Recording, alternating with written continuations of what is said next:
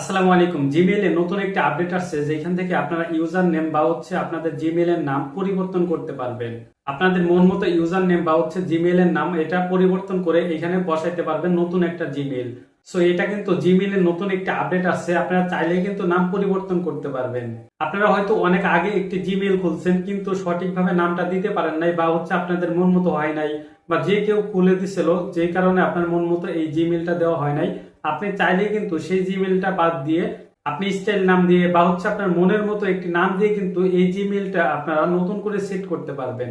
তো এই কাজটা কিভাবে করবেন চলুন আপনাদেরকে স্ক্রিনে দেখিয়ে দেই। ফোনের হোম স্ক্রিনে যাওয়ার আগে বলি, আপনারা যদি এই চ্যানেলে নতুন দর্শক হন তাহলে চ্যানেলটি সাবস্ক্রাইব করে আমাদের পাশেই থাকবেন। আপনার মোবাইল ফোনের জিমেইলের নাম অথবা ইউজার নেম চেঞ্জ করার জন্য সরাসরি চলে আসবেন আপনাদের ফোনে থাকা জিমেইল অ্যাপসে। জিমেইল অ্যাপসটা ওপেন করবেন, এরপরে উপরে ডান পাশে দেখতে পারবেন যে এখানে একটা প্রোফাইল আছে, এই প্রোফাইলের উপরে ক্লিক করে দিবেন। এরপর এখান থেকে এই যে ম্যানেজ ইওর গুগল অ্যাকাউন্ট এটার উপরে ক্লিক করবেন। আর হ্যাঁ, অবশ্যই কিন্তু আপনাদের যে জিমেইলটার নাম চেঞ্জ করবেন সেটা কিন্তু লগ ইন থাকতে হবে। তো তারপর ম্যানেজ ইওর গুগল অ্যাকাউন্টে ক্লিক করার পরে এরকম একটি ইন্টারফেসে নিয়ে আসবে। এইখান থেকে আপনারা পার্সোনাল ইনফো এইটার উপরে ক্লিক করে দিবেন। এটার উপরে ক্লিক করার পরে এইখানে দেখতে পারবেন যে আপনার জিমেইলটা শো করছে, এই যে ইমেইল লেখা আছে এই ইমেইলের উপরে ক্লিক করে দেবেন।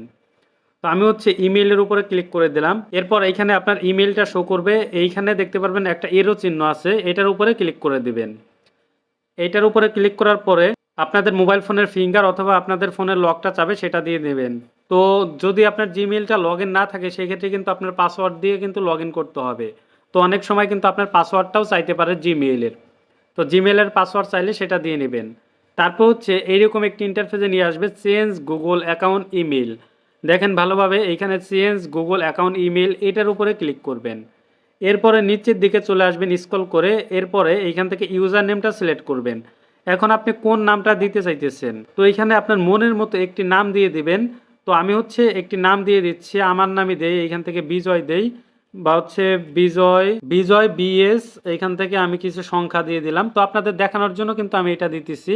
আপনারা চাইলে কিন্তু যে কোনো নাম দিতে পারেন আপনাদের মনের মতো করে। তো এইখান থেকে দেখেন আমি আবার এডিট করে বিজয় বিএস 302 এটা দিয়ে দিছি। এরপর এইখানে দেখতে পারবেন যে চেঞ্জ ইমেল এটার উপরে ক্লিক করে দেবেন।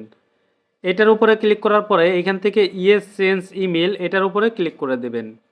এটার উপরে ক্লিক করার পরে কিন্তু আপনাদের ইমেলটা কিন্তু চেঞ্জ হয়ে যাবে।